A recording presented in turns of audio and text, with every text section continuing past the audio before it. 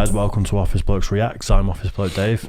I'm Office Bloke Mike. I'm Office Bloke Daz. Collectively we are the Office Blokes. Yes indeed. Yes. And what I was wondering is, what if every Office Bloke lived in the same office? It'd be a bit of working there. What if every Office Bloke here worked in the same office? Well, everyone would have COVID. Too true. Yeah, so we are the Office Blokes and we've got a Patreon page. We have indeed. Go to patreon.com and put in Office Blokes React. Go and support the channel like loads of other people if you fancy it, which has been fantastic. Tiers are starting at just £1.50. Yeah. Cheap as chips. So go and check it out. It keeps us in office chairs, doesn't it? It does indeed. Yeah, absolutely. And we've got a couple of other channels that are worth looking at. Do you know what? These channels are really sort of like going places, I think. We've got Office Blokes Try, where you can search for that, find that, like and subscribe, where we try stuff. Dave's done the One Chip Challenge. We've done Surstrumming, which is coming out this weekend. We've done a variety of stuff on there, which will come, but that will grow as well, and there'll be more stuff coming. Some real good stuff lined up for that. And the other one is Office Blokes Podcast, which we will be getting famous people coming in and talking sports. More famous than us? No. Well, no such thing. Come on, Dave. It doesn't exist. Come on, Dave. Calm down a bit. I know, the right? most famous office blokes within a half-mile radius of this. I'd go less than that. 500 metres. And then we've got on the podcast, Mike and I do a Tuesday morning segment where we talk about English Premier League football. Yep. So if you like that, go on. join in. Yeah, get stuck in. So what if everyone lived in just one city? The city'd have to be massive, wouldn't it? Well, 7 billion. I think are we on nearly 8 billion people 8 billion, now? not far off. It's getting up that way. So the city would have to be like a massive country like Russia or somewhere like that, and then that'd just be one city. I wonder what, because if you assume that the rest of the planet is farmland and that's just resources. Or water. No, because you're still for 7-8 billion people, you're going to need a lot of farmland for food and things. So how big would the one city have to be to fit that many billion people? What area? I guess this is going to tell us. I'm going to say smaller than you think if it's just to live in. If it was just accommodation, I think the size of France. It's what size of accommodation as well, though. So there'd be no transport, is that what you're saying? There'd be no, you wouldn't need a plane to go anywhere, would you? Everyone would just live in a landmass the size of France. The rest of the world is a farm, and it's robots farming it, and they're just delivering food. I think you'd probably do it less than the size of France. You reckon? I do. Could be wrong. Let's find out. Then this could be a really interesting one. I'm looking forward to it. 2016, the number of humans alive in the world is at 7.4 billion people. But what if every single last one of us, everybody watching this video, including you, all lived together in the same city? How big or small would this city look like, and how close together would we all have to live? Let's pause and think for a moment about where we all... I'm just doing what he asked. What is that? Yeah, pause and think. That's what I was thinking. I like the donut shop. Yeah. Well, you're not going to have tiny little houses like that on the bottom right. Yeah, that's just a waste of space. Yeah, this is getting into the realms of, how big the houses and how far apart, and that's going to gauge as to how big the city's got to be, I suppose. Well, I imagine it'd just be high rises. Yeah, grim. High rises with so, big basements, just everything the same. Yeah. Miserable. currently live. 60% of us live in Asia, while 16% live in Africa, 10% in Europe, 8% in North America, 5.5% in South America, just 0.5% in Australia and Oceania, and too little people to even register on the scale in Antarctica. So first off, we would have to agree on which continent or island we would migrate everybody in the world to. 50.5% of everybody in the world currently lives in a city, so we would have to convince the other 49.5% of people to come and join us. So now, assuming that we have gathered everybody together in the same place to create our city, let's look at some real-life examples to see what living so close together might actually look like. Singapore is the most densely populated country in the world right now. 5,399,000 people live in the small country of just 710 square kilometers. Wow. That means that for every square kilometer in size within the country, there are 7,605 people living out their lives on average. But Singapore is a country the size of a city, and there are much more densely populated cities than that already in the world. For reference, downtown Manhattan in New York City has a population density of 26,939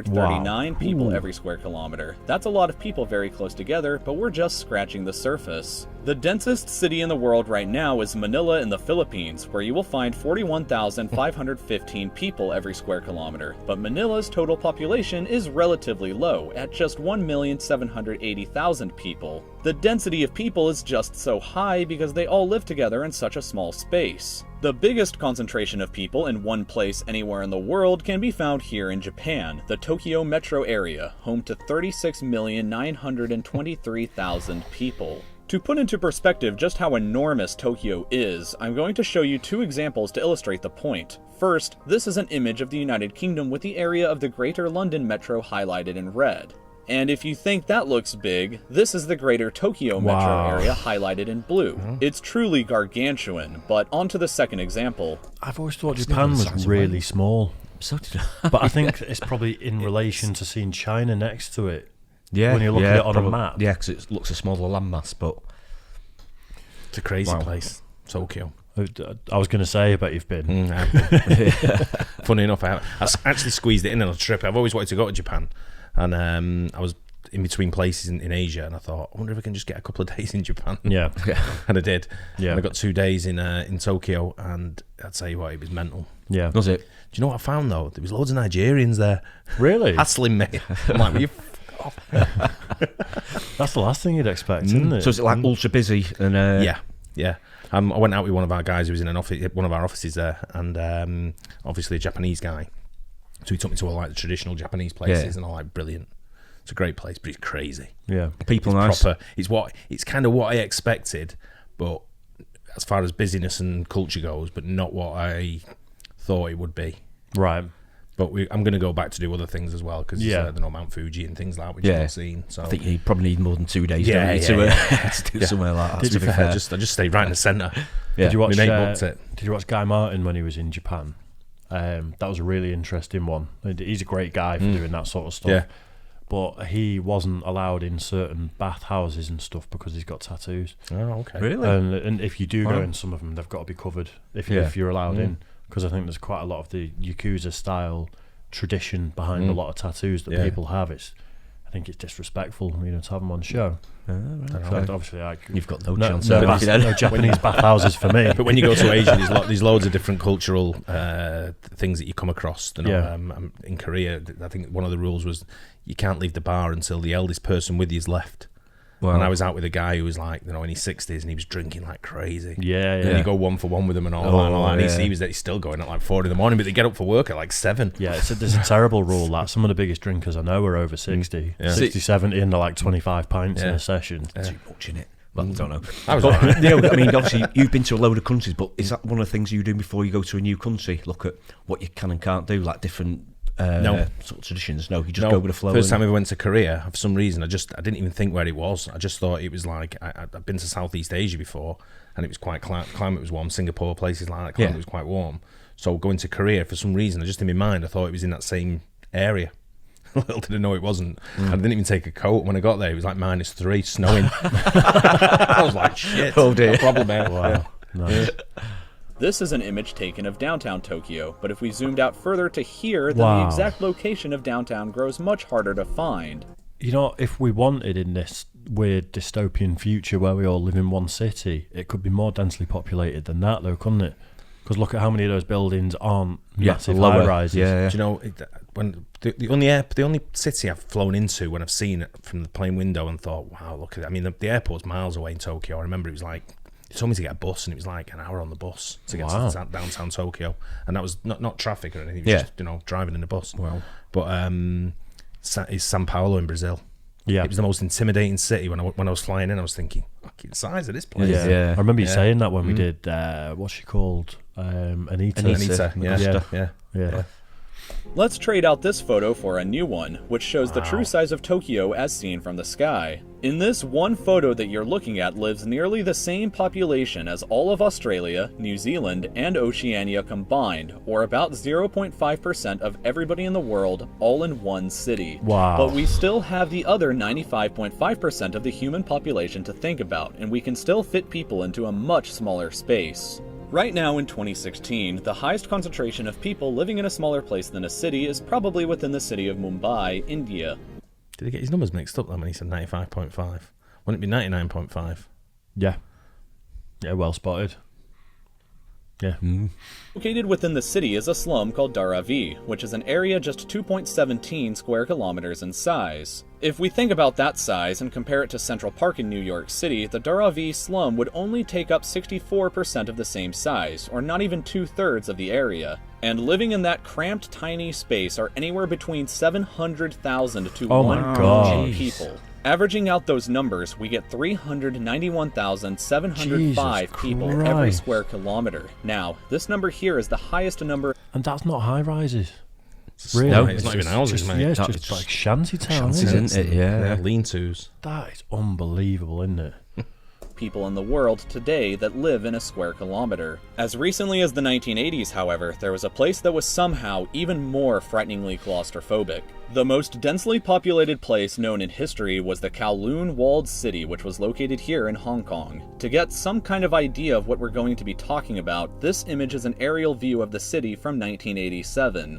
You can kind of get some scale of it by looking at the basketball courts over here on the right or the trucks over here on the left, but the overall total area of these buildings is just 0.26 square kilometers. Another way to possibly imagine how tiny that really is this way. Here are 3 American football fields side by side. The Kowloon Walled City would be just a little bigger than them put together. And 33,000 people were living in that tiny space, meaning that if we stretched that out to a full square kilometer, the population density would be 1.2 million people. God. Living that close together would look something like this image. And this number is the absolute limit that we've ever seen in the real world of how many people can live together in such a small area. So now let's visualize how big our hypothetical global... Busy. I'm dropping down from the size of France.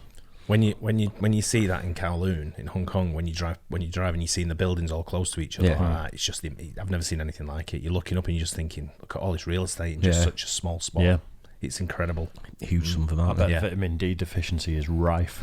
People that haven't seen the sun for weeks. I just wondered how the guy on the top, how long he has to wait for the lift. Yeah. That's what I think about. I'm thinking, I wonder how long that lift takes to come. You just get a hang glider. Yeah. I think you'd have to, slide from your, Yeah. Yeah, but I'm dropping it from the size of France to the size of Ireland. I'm going to say. Oh, yeah.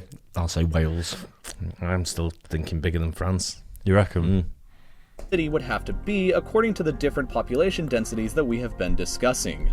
First, let's imagine something a little comfortable. Let's take the city of New Orleans in Louisiana, whose population density is about 784 people per square kilometer. On that scale, our global city would be about the same size as roughly the continental United States. If we moved on to the density of, say, Austin, Texas, we would be looking at a city that is about the size of Australia with room left to spare. Wow. But we want to get even smaller than that, so we're going to try fitting everybody into the same density as Chicago next. On that scale, our city would be about the same size as Iran, but let's get even smaller. At the density of Singapore, we could fit the entire human race into just the states of Texas, Oklahoma, and Louisiana, already considerably smaller than at the New Orleans density. But we're going to keep on getting even smaller. At the density of Manhattan, we would be looking at a city about the size of Ecuador here in South America. And if we had a city with the same density we see in Manila, then everybody in the world would fit inside the US state of Missouri. But to get even more frightening and claustrophobic, our global city with the same density seen within the Dharavi slum in Mumbai would be about the same size of New Jersey.